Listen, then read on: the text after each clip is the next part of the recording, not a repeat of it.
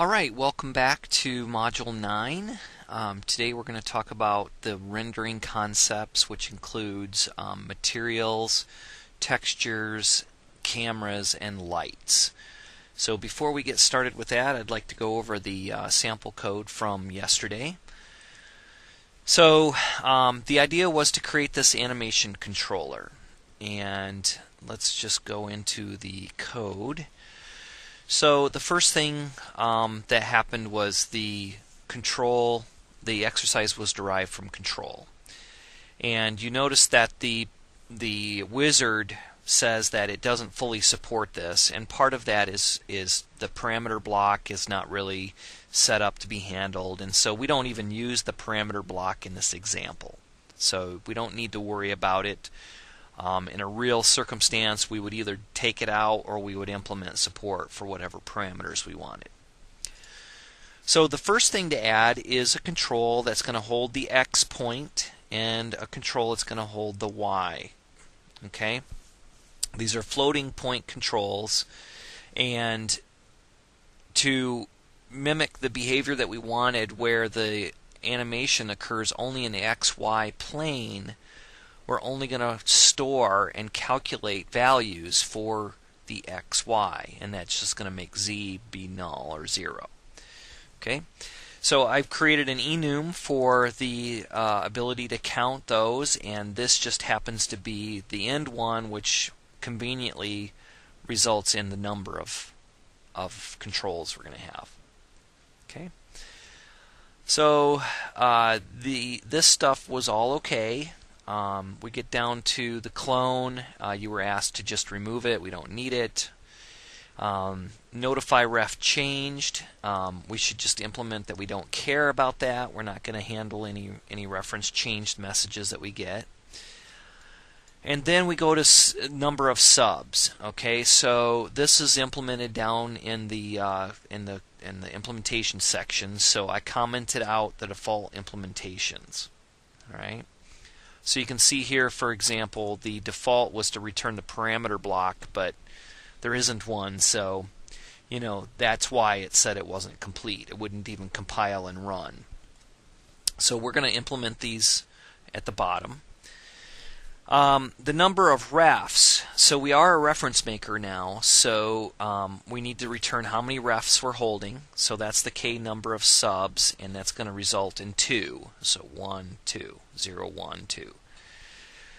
All right, and then get reference we have to implement, and again it was returning the parameter block by default, so we commented that out, and we need to implement set reference. Okay, so again commenting out that default implementation.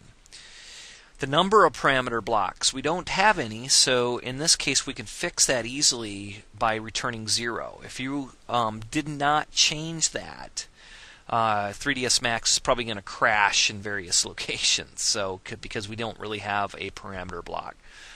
And just to be safe, I nulled, return null in any case. Okay, but by returning 0, these technically should never even be called. We needed to implement some abstract behavior that's part of the base class. So the copy is here, and it doesn't have any specific behavior. And then the important things are the get value and the set value.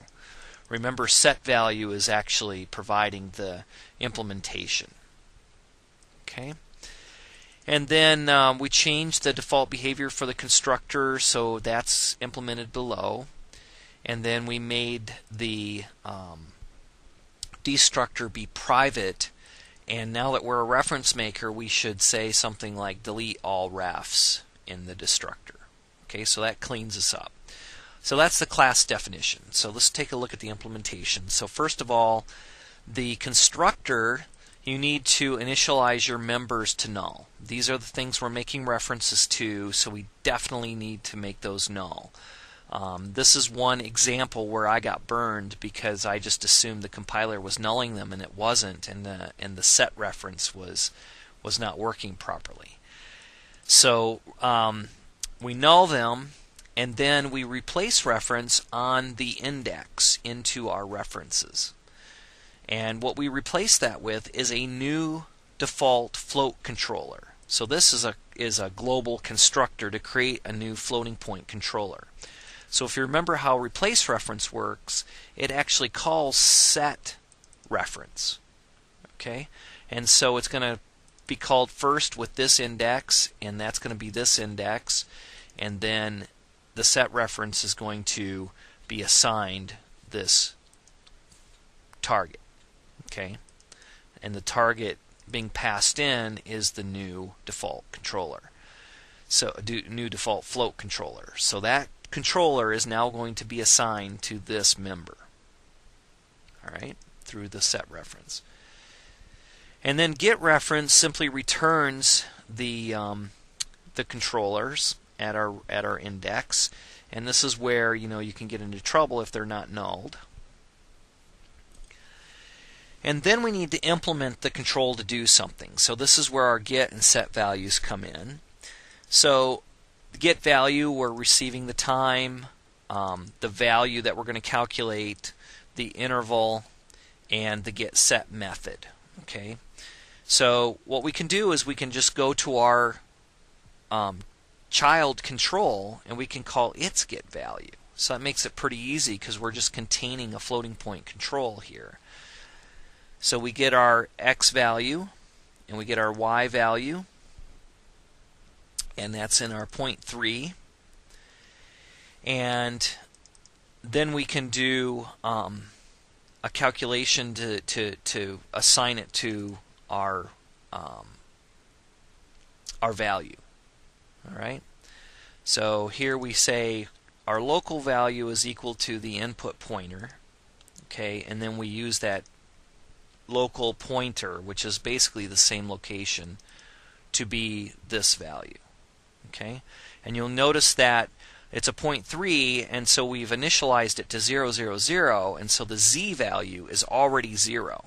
So even though we've updated our x and our y value from these contained controls, our z is 0 through this, and so the value that gets passed back out is 0 for z. Okay, so that constrains it to the xy plane. And then if we get a relative request, so that's for the absolute. If we get a relative request, then we have to do a matrix calculation to make it relative. And then the set value is even simpler because all we're doing is we're taking the value and we're passing it through to our controllers to set the value. Okay? So pretty easy there. And then finally we have to implement the number of subs. So number of subs, we return k num subs, and that is 2 in this case. The sub animatable then will be passed an index, and for each sub anim we need to return the control that's at that index. Okay, so we do that. And then we also have to return the name of the control, and you can see these are the names that I return. And that's pretty much it. Okay, so if we switch back over to 3ds Max and just take a look at how it works. So I've created a box. It's got a default position controller. I'm going to go to assign controller. Here's my exercise 08. And you'll see that immediately the Z is gone. And if I open this window up a little bit, you can see there's the name of my control, and that's this name. Okay, so that's why this is important. If you didn't implement this, this would be blank and it would be confusing to the user. So I can go ahead and enter keys. So change the X and the Y, and then if I go down into my slider, you can see I get that animation. Okay, and it's only moving in the XY plane. Now the reason you don't see the keys actually showing up down here is because we didn't implement those. And so the exercise itself was a very simple exercise just to get a controller in place. So there's quite a bit more that you would do in real life to actually get a controller working. And again, there's many samples, and if you had any trouble or any questions, feel free to send me an email. Alright, so let's switch back to the presentation. So today we're going to talk about rendering and the supporting systems. The goal is to talk about materials, maps, and textures, and also lights and cameras. We're not going to talk about making a renderer though. So renderers are much more complex, and that's a whole different subject. So the idea here is just to get you familiar with the things that make rendering work and how the different objects are interrelated.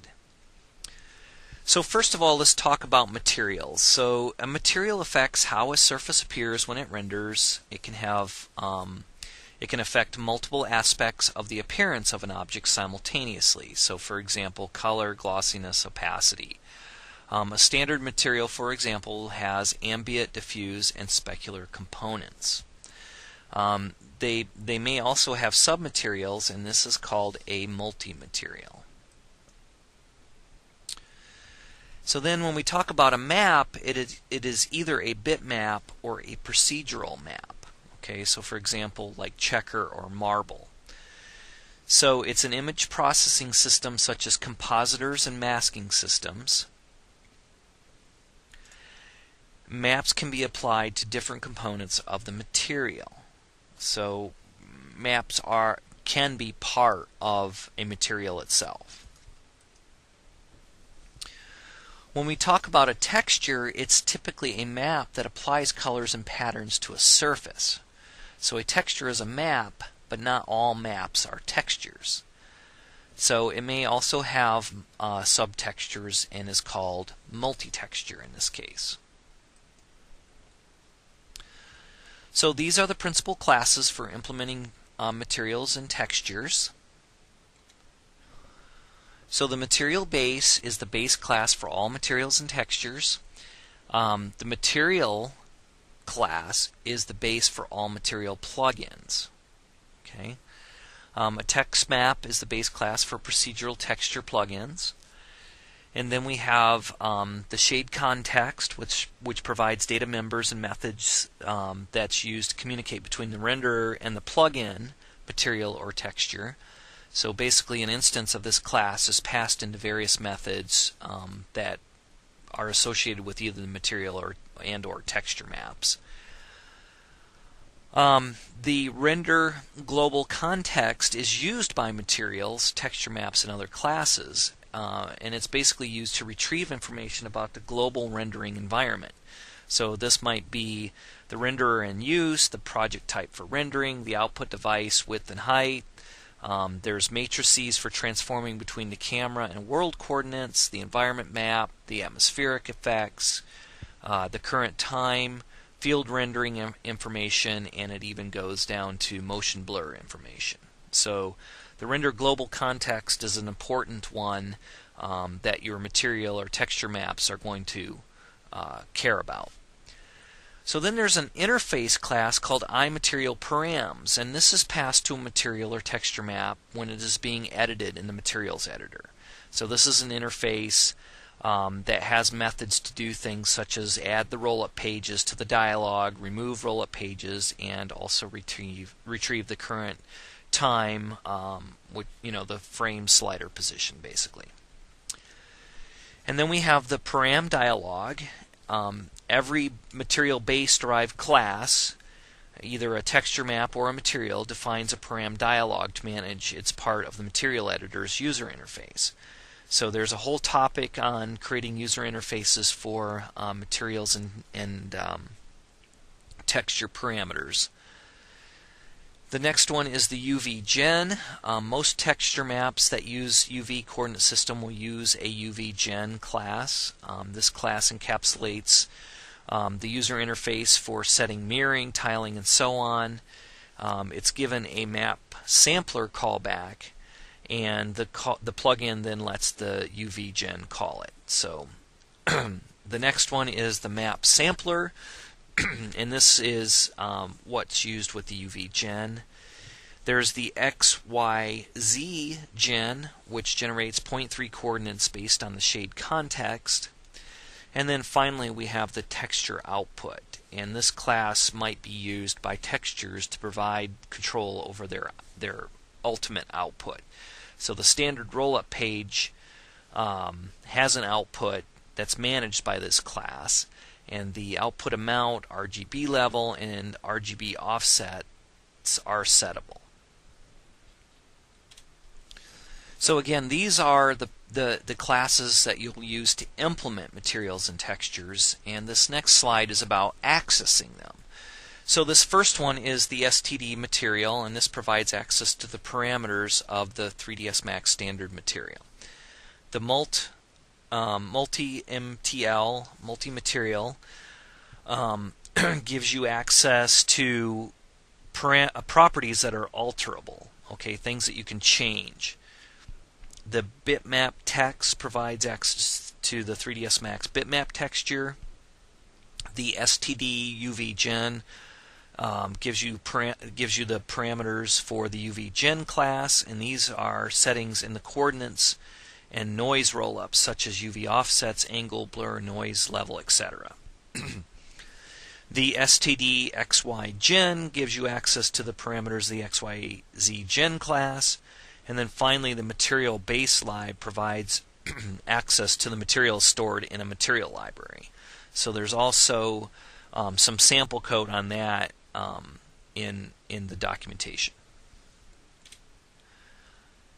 This next slide talks about the methods to create standard materials. So this gives you the ability to construct them. So there's new, default, standard material, and so forth down the list here. And these are pretty self-explanatory, so I'm not going to go into the details of what each one are. So when we start talking about working with material from a node, basically there can only be one material per node, and the methods getMaterial and setMaterial are used to work with this.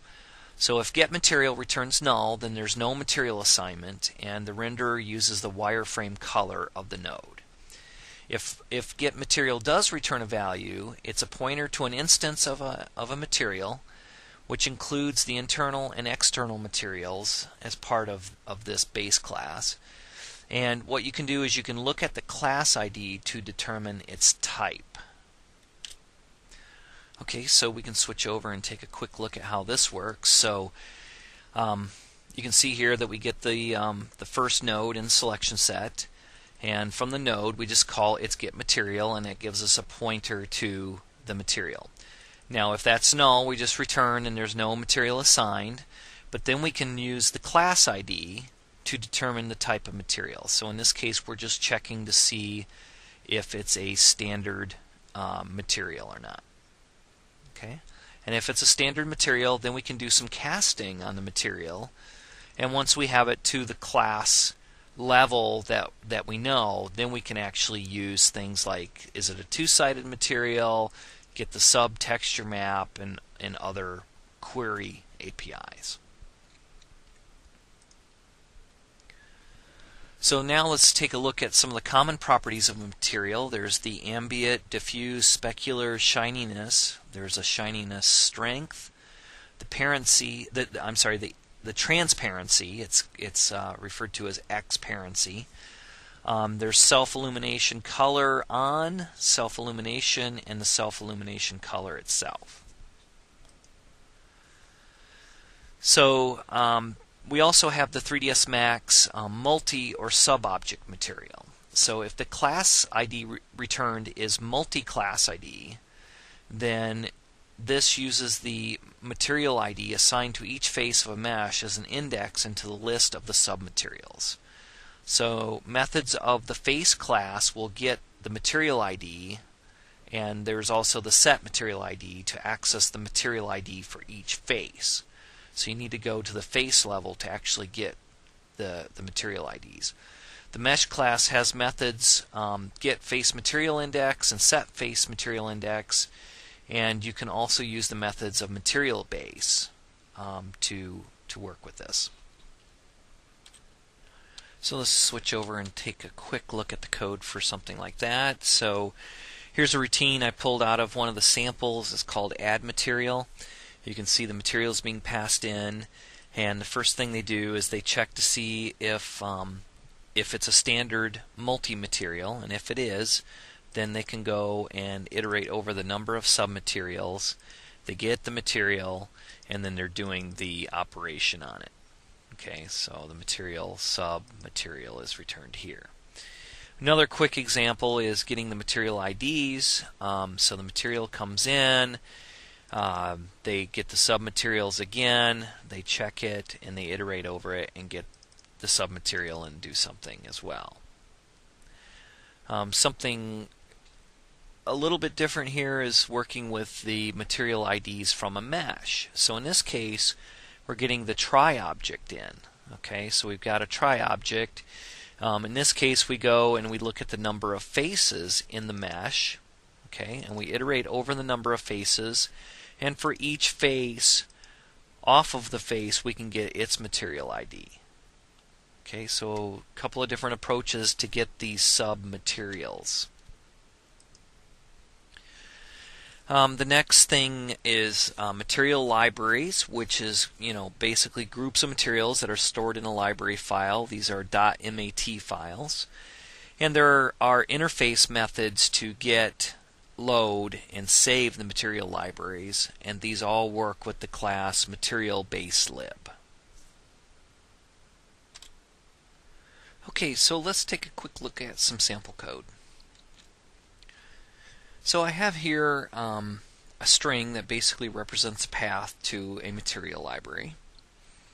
And what we can do is we can pass that path into a function called loadMaterialLib to get the material library loaded. And you'll notice that this is off the core interface. Okay, there's several functions on the core interface that allow you to work with the material library. So this one does the get material library. So when 3ds Max starts up, of course, there's usually a default material library, so you don't necessarily have to load it each time. But if you want to load a specific one, you can do so. There's also methods to save the material lib and other things to work with the material lib off the core interface. Now, in this case, we are getting the material lib, and we get it as a material_base_lib. Okay, once we have it as a library, we can do things like find material by name, and we can remove material libraries.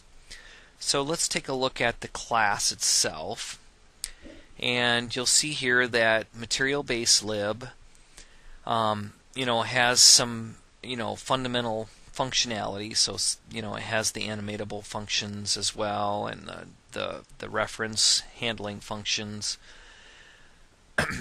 But more specifically, it has things to work with the material library directly, and so in this case there's the delete all, remove, add, and duplicate, remove duplicates. So there's some maintenance ones as well.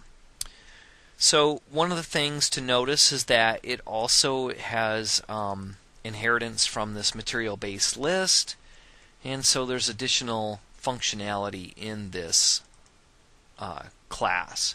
So we have add material, find material by name, and that's the one you saw in the previous example, and remove entry. So let's talk about creating your own plugin material. So you derive from the MTL class. You have the ability to create your own param dialogue. So the dialogues that show in the material editors, you can override the default behavior and create your own. You can also use the parameter block system, and it'll create panels based on what we've seen before. So the good thing is that there's a number of samples. I've listed a few here that come from the documentation. So there's just a huge array of different material samples. So there's a number of utilities that you can use with materials. So first of all, we're listing the combine materials. It basically combines two specified materials into a multi-material. So this is helpful to create two specified materials into a single multi-material. Either of the two input materials can themselves be multi-materials. So it allows you to combine any combination of materials. There's a couple of helper routines. IsMaterial is used to determine if material base pointer is passed to a material. IsText used to determine if it's a texture. Intense is basically returning the intensity of a color. The getNewDefault UVGen returns a default instance of a UVGen class. The getNewDefault XYZGen returns a new instance of the XYZGen class. And the getNewDefault TextureOutput returns a default instance of a TextureOutput class. And then there's also some type defs that are used to basically make it easier to match things. So that brings us into texture maps. So a texture map is an image or a function for modifying how surface properties appear. So it could be a simple image, could be a simple function such as for generating the marble texture, or it could be a complex image processing system such as a compositor or a masking system. The mapping coordinates are basically parameters that are used to tell a renderer where a bitmap should appear on the geometry. So this includes placement, orientation, and scale of a texture map. If the mapping coordinates are applied to an object that has no mapping coordinates already, the renderer assigns default mapping coordinates. And then maps that have a spatial orientation, when you apply a material with maps in it to an object, the object must have mapping coordinates. So some objects, such as an editable mesh, don't have automatic mapping coordinates. These coordinates can be assigned by applying a UVW map modifier, and you can also be used to change the default mapping. The mapping group determines the type of mapping coordinates used. This is distinguished by how the mapping is geometrically projected onto the object and how the projection interacts with the object's surfaces. So we have several defines. There's the map planar, cylindrical, spherical, ball, and box. And by providing different values in the mesh apply UV map method, you can achieve the different projection types. Mapping channels. So the UV map coordinates channel identifies which sets of objects coordinates to use when mapping textures to an object. So each mapping channel has a separate UVW vertex and face list for an object. The mapping channel is associated with a mesh map object instance. And different map channels allow maps for the same object to use different coordinates. So let's take, for example, use one channel for diffuse mapping and one for bump mapping. And it can have from 1 to 99 UV mapping coordinate channels. So the details on adding map channels are listed here. Basically, to support a map channel in Mesh, call Mesh setMapSupport. The method setMapSupport allocates the map faces, and then use setNumMapVertices to set the number of map vertices. Calls to the set number of faces also then set the number of map faces in all the supported maps. And finally, keep in mind that the mesh map vertices and the mesh map faces methods return pointers that may be invalid later if the number of vertices or faces are reallocated. Okay, so just some details talking about how to add map channels. So to talk about the different categories of texture maps, we have the 2D and 3D maps. There's a composite map, a color modifier, and an environment map. So texture maps are face map materials that require no mapping coordinates. So the mapping is automatically applied to each facet of the object. And then there's also procedural texture maps that computes algorithmically, and they typically derive from the text map base class. So this provides methods for calculating the color of the map for a given location and also computing an approximation to apply to a normal for bump mapping. And then when we talk about bump mapping, this is a technique that enables a surface to appear wrinkled or dimpled without the need to model these depressions geometrically. So the bump mapping is applied by a raster image, and therefore you get characteristics showing in the rendered view that aren't part of the geometry itself. So the surface normal is approximated by it's approximated according to the information given in the bump map itself, and this results in variations to the smooth surface. So it's all about the color and how the bump mapping is calculated to apply to the surface. So the 2D bump map is applied to the surface of an object and is known as the UV space. Bright areas are hills and dark areas are valleys. A gradient defines the downhill or uphill directions. So this is used for the surface approximation where a normal is calculated. And then the bump basis vectors are used for this purpose to help determine that. And they represent the UVW axes of that texture in 3D and are unit vectors used to approximate the surface. So there's this concept of perturbing, and that's really approximation. So there's a really good sample here in the materials section called checker.cpp. The texture coordinates, which is the UVW texture coordinates, they're interpreted by the renderer for the texture maps. So the mesh and the patch mesh class provides access to these texture coordinates. We talked about this already in the geometry section. So these provide access to the texture UV vertices as public data. So these are commonly called the T-verts or the TVs. So if we look at some examples, and this is in the documentation as well, you can see different ways the texture coordinates are applied to a mesh. So in the first case we have basically 1, 1, 1, 1, and we get a pretty common, an even application.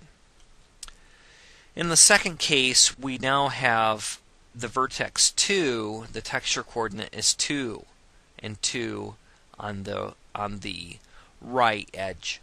So what that does is it compacts the image and basically puts two of the images on the same surface. Okay? If we do minus, then we get mirror images. And then if we do percentages or fractional aspects, then you get this kind of behavior. And if you do multiplication, so we've got 2 here, then you see it's scaled down. Okay, so this is common ways of applying the texture coordinates to the mesh or to the face. So now let's talk about bitmaps.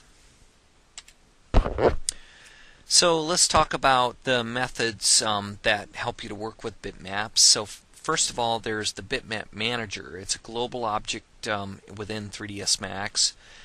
So this object, allows you to work with bitmaps. For example, you can create and load bitmaps.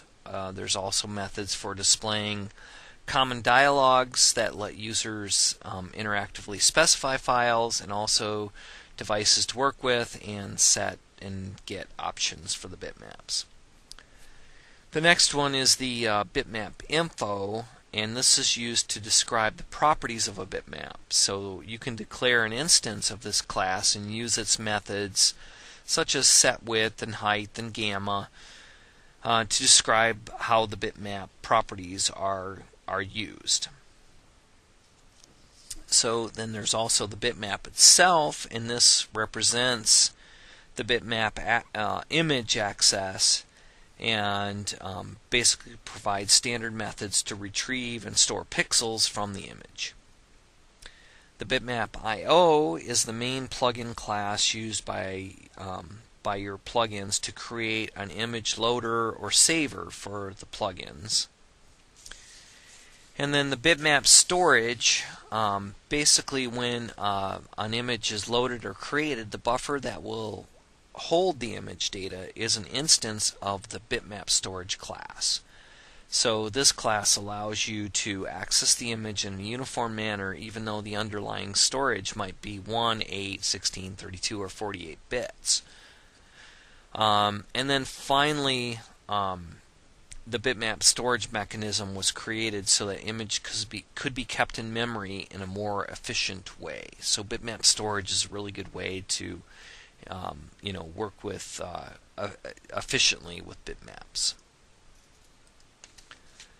So there's different operations for working with bitmaps. Create, load, save. Use the bitmap and bitmap info classes when you want to get details about the bitmaps. And there's support for multi-frame bitmap file formats. So for example, AVI is supported. And there's also high dynamic range bitmaps, and this is in the bitmap storage HDR class. So bitmap things to be aware of, just a few things to think about when you're working with bitmaps. So of course memory management is a big one. Resolution, palettes, and pixel storage. Pre-multiplied alpha. So in this case, store the RGB with the alpha multiplied in. And compositing is more efficient, so composite if you can.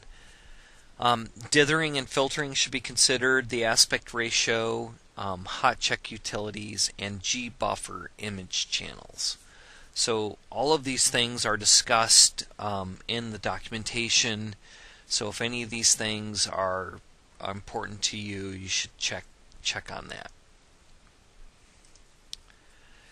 Error reporting. So errors during a bitmap operation should be definitely reported to the user. Anything that occurs when dealing with file I/O should be reported so that the user can correct it somehow. It might be a pathing issue, might be a corrupted image, whatever.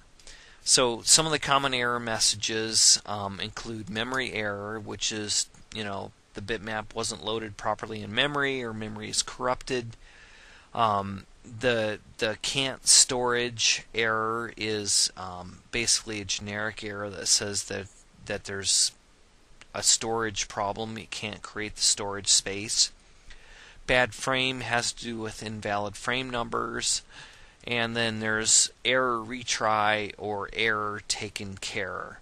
So both of those are generic errors for can't access the file, or that the error is just can't be taken care of. There's some utility functions for working with bitmap files, and these are pretty much self-explanatory, but I just want to point out that these are available.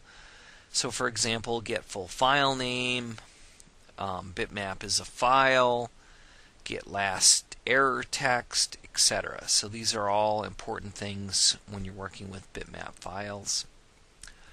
Bitmap gamma correction. So there's some preferences that allow you to work with the display of the gamma, input gamma, and output gamma. There's also perceptual and physical space concerns. And then changing bitmap texture map gammas, you can do this in the parameter block, and if you do make that change, you just reload the parameter block to take effect. And that leads us to lights. So when we talk about a light, it's basically a virtual object that provides an interface so users can adjust lighting properties. It provides access to these properties via an API, and it's meant to illuminate objects in the scene. So this is all about making realistic appearances of lighting within the scene. So you may also need to work with the 3ds Max atmosphere system, such as fog and volume lighting, to make it really correct. So these are the principal light classes. So we have the light object, which is a base class for light plugins. It has a method to retrieve the light's properties at a certain time, and there's also a method to create the light description. It also has methods that allow many properties of the light to be read and altered. So this is the fundamental class to work with lighting parameters. The GenLight is the more direct class from the light object, and it provides more functionality. So most of the time you're going to see GenLight being worked with. Then there's also a light class, which describes the property of the lights used in interactive rendering. Okay, so there's the graphics window that makes use of the light class. The default light is an array of these objects passed to the renderer open. Okay, so this class contains the transformation matrix of the light and a light state object that describes the characteristics of the light. So this has to do with the current render setup. The light state is the structure that describes the properties of a light. When the method eval light state is called, the light state structure is updated. So this is used, for example, by many of the file format export plugins to grab data about the lights that they are exporting. The light descriptor is used there's basically a method called illuminate, and this is used to determine the color and direction of the light that is striking a point. It has two public data members that indicate if the diffuse and or specular color of objects should be affected by the light. And then finally we have the object light descriptor. And this class derives from the light descriptor. There's an instance of this class for every instance of a light in the scene. So the renderer asks each light in the scene to create one of these objects by calling the light object create light descriptor function, and it's passing it to the light node. So this one is very important in terms of basically getting the parameters right for the scene. So light parameters. There's several approaches that you may use to access the parameters that define the properties of a light. So you can implement the eval light state and update the light state passed into you. You can call the individual get and set methods of light directly, or you can access the controllers that handle the animation of the lights. So now let's talk about global light scaling and tinting. So the environment can affect all lights in the scene. There's a multiplier element and also a tint element. So the API does not directly reflect these global settings. So in order to figure this out, you must access the environment separately. And then that brings us to cameras. So cameras present a scene from a particular point of view and are non-rendered. So you might actually render a camera's point of view, but you don't render the camera itself. In order to create a camera, you derive from the base class camera object, and there's a viewport, which is the view exp, that can be associated with a camera. So you can basically make the viewport be the camera's view. So you can retrieve the camera's node from a viewport call, which is view exp get view camera. Okay, so let's take a look at some example code for creating a camera. I'm going to also create a light, and I'm going to use the same target direction. And then something I worked on recently, which was kind of an interesting exercise, and I think this relates and pulls together really well what we talked about yesterday, is sometimes people like to constrain their camera and lights together so that the camera follows the light or vice versa. So in this case, what we're going to do is we're going to set a constraint controller up to link them together. All right, so let's just take a look at the sample code for that. First of all, I've got a utility plugin. I'm going to start with create, and I'm going to run into the create camera code. So let's just step into that. So first of all, I'm going to create a gen camera object, and you'll see off the interface pointer, off the interface, there is a create camera object, and this has some different definitions. You can see that there's free camera, targeted camera, and parallel camera. So in this case, I'm creating a targeted camera. And then the same for the target object. So now that we have a targeted camera, that camera expects to have a target somewhere. Now notice that this is just create target object off of the interface as well. That means, basically whenever you need to create a target either for a camera or a light, it's the same API. They're generic. All right, so I've created the target, and I'm going to enable the camera, then do some settings on the camera itself. So you can see I'm setting the field of view type, and these are definitions directly on the gen camera, so you can see I'm using these APIs directly. Okay, and so in this case I'm using the field of view type, and this API just takes an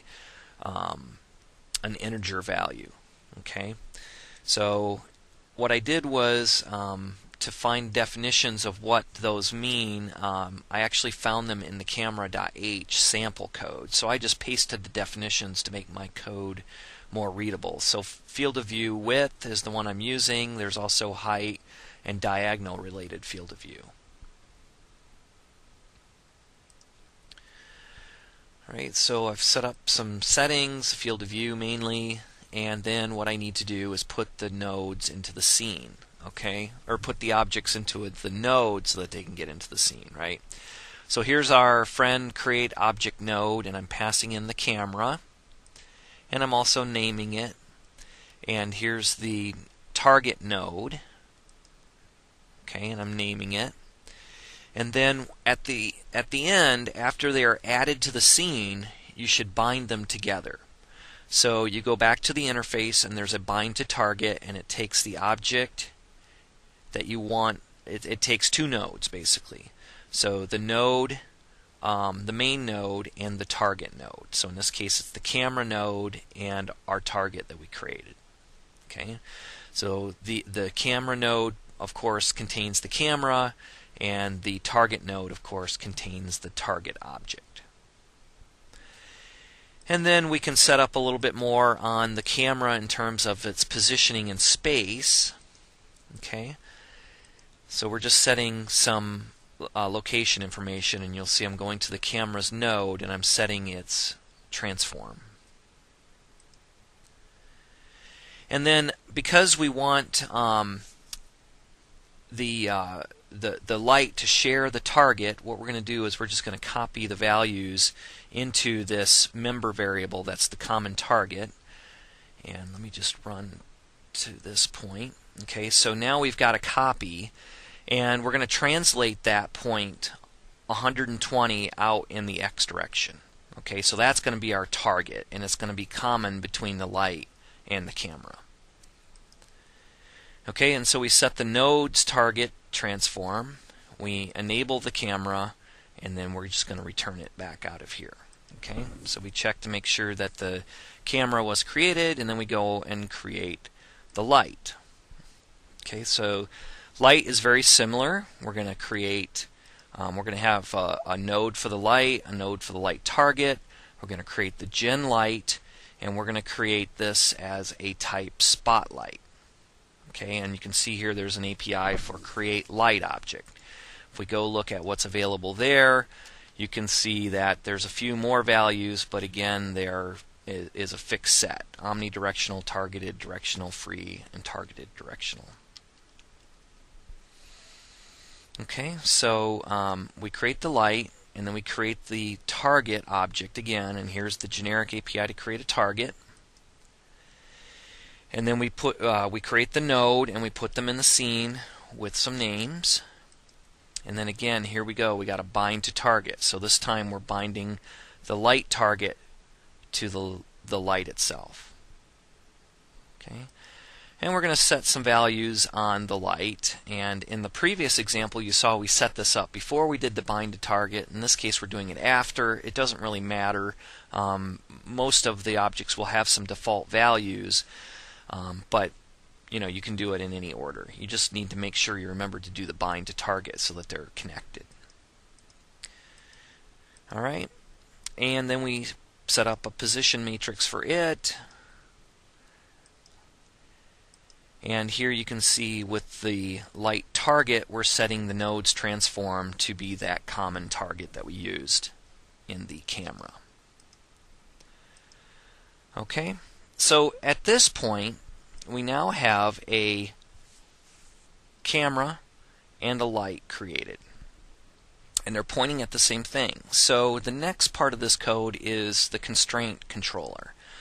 So what it's going to do is it's going to create a basically a position list to contain the original XYZ position and also contain a constraint. Okay, so I'm just going to step through this. So I'm going to get the original transform controller. Okay, I'm going to create an instance of a position controller, and you can see here's that position list control class ID. So I'm going to have the position list contain the other two. Okay, so we take the current control and we set into it the position controller.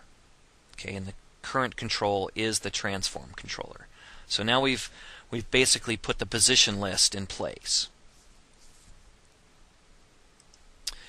And then we create a new position XYZ controller, and we add it at index 0 to the position list.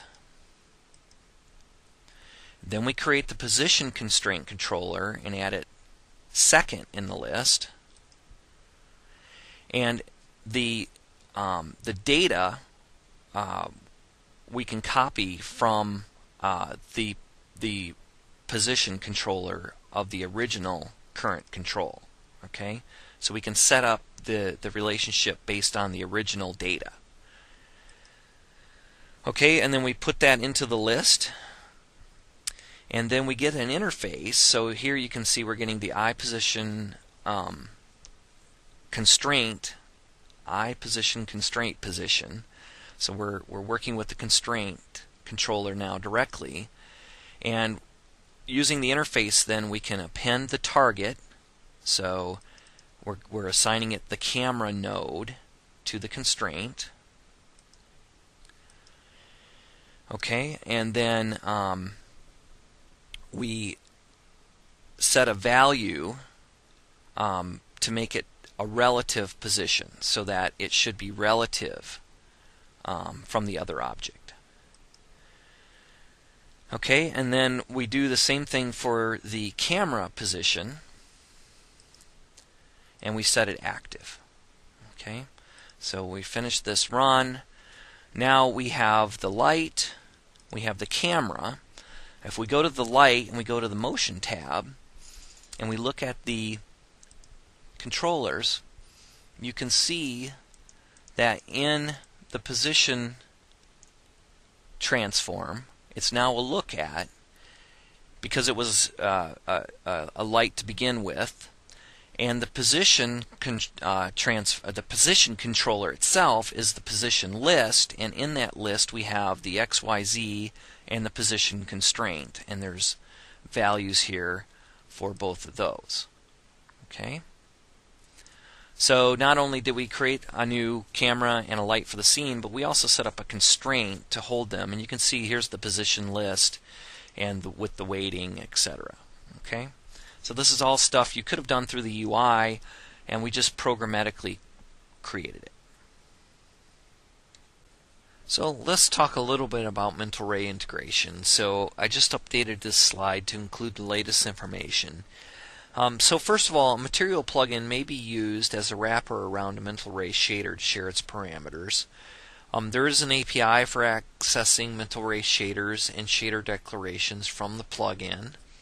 And there's lots of resources about this. So what I'm going to do is I'm just going to go to the Mental Ray help here real quick and show you the documentation. So there's a specific link at the Autodesk.com site, and you can see that there's the architectural information, the tutorial, there's different ways of doing the production, and so hopefully this helps you if you're interested in Mental Ray. Then that leads us to the idea of programming hardware shaders directly. So there's the notion of MetaSL or DirectX. So MetaSL seems to be the more current and common way of programming hardware shaders. So I would encourage you to take a look at MetaSL first. But both of these support hardware rendering of materials. So it's described by shader effect files within either the high-level shader language, HLSL, or the NVIDIA CG language directly. And then that brings us to the exercise. So the exercise is to create a material. So the first thing you'll do is create a new plugin that is a material type using the wizard. This will build, a skeleton from the base class MTL, which is material. So the idea is to create functionality that will mix two different materials together using a spinner control to adjust how much mixing takes place. So the skeleton itself creates a material array. So you could use that, but I would encourage you maybe to not use the array. That's the recommendation about, in terms of the reference system, and the submaterials are going to be referenced. So rather than using array, you might update the skeleton code to just have two different instances of a material, and you want to update the parameter block as well. And then at the end you'll use the shade method, which is actually what creates the material for the renderer. And there's a shade context that gets passed in, and there's a mix in method that will allow you to specify the amount and to set up so that you can mix two materials together. So to give you kind of an idea of what this might look like, I'm going to go into the material editor. I've got my exercise 9 running, and basically it looks like this. There's one material and two materials. I'm going to pick the first one. Let's choose, shellac. Let's go back. Let's choose the second one as, let's say a standard. And let's make it have a certain color. And you can see already that my preview is updating to share those two materials. And here's the mixing amount, and you can see that it's changing the appearance of the material. Okay, so I'll let you work with that, and of course I'll go through the code tomorrow. And tomorrow's class is our last session, and I'm going to just basically go over some debugging techniques, some general debugging techniques using Visual Studio, but also talk about some of the things specific to 3ds Max that can be helpful to work with your plugin development. And we're getting close to the end now, so thank you very much again for your attendance, and we'll talk to you tomorrow.